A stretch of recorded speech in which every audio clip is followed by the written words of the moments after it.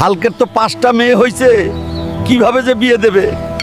দিন আনে দিন খায়।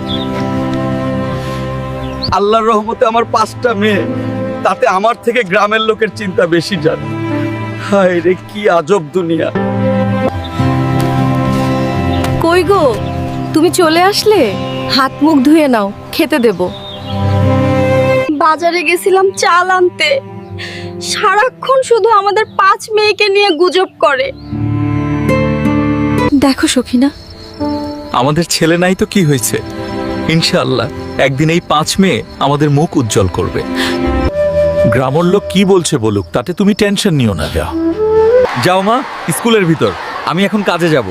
একটা কথা মাথায় রেখো, তোমাদের ভালো করে পড়তে হবে। বাবা এসএসসি পরীক্ষা দিব, ফর্ম ফিল আপের জন্য টাকা লাগবে। আমার কলেজের 3rd ইয়ারের বই লাগবে বাবা।